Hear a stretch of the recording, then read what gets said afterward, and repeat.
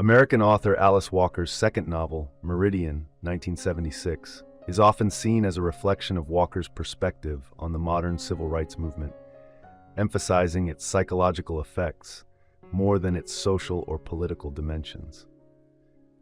The story centers on Meridian Hill, a young black college student in the late 1960s who becomes deeply involved in the civil rights movement just as it turns increasingly violent.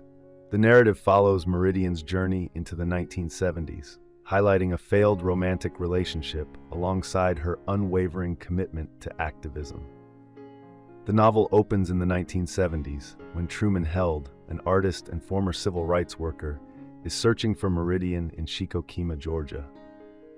Meridian is leading a group of children who have been barred from attending every freak show featuring Marilyn O'Shea, a mummified woman preserved in lifelike condition and hailed as one of the 12 human wonders of the world. Truman first sees Meridian confronting a tank near the display on a day when the mostly poor and black children are forbidden from entering. After Meridian collapses and is taken home unconscious, she and Truman reconnect. 10 years earlier, Meridian had been involved with a black revolutionary group in New York City, but her refusal to participate in violence led to her departure.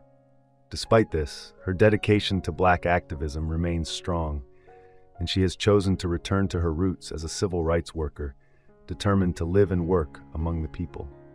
Truman struggles to understand the mysterious illness afflicting Meridian, which causes fainting spells and paralysis, and admits he cannot let her go.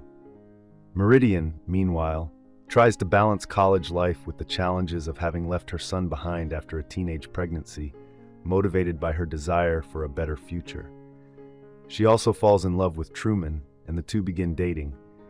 As white women volunteers arrive from the North to support the movement, Truman is drawn to one of them, Lynn, and they start a relationship. Although Truman and Meridian briefly rekindle their intimacy, Truman continues to pursue Lynn. Meridian becomes pregnant again and decides to have an abortion. After Lynn departs, Truman tries to revive his relationship with Meridian, even asking her to have his children. In response, Meridian strikes him with her book bag, cutting his cheek.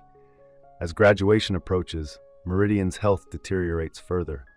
She loses her sight and falls into unconsciousness. Meridian remains bedridden for a month, cared for by Miss Winters, one of the college's few black instructors who nurses her back to health. Meanwhile, Truman and Lynn, now married and living in Mississippi, face growing challenges as Lynn's whiteness begins to threaten both their safety and the civil rights movement. Lynn is increasingly excluded from marches and meetings. Despite having a daughter, Camara, Truman grows more distant from Lynn. Seeking solace, he drives to Alabama to visit Meridian.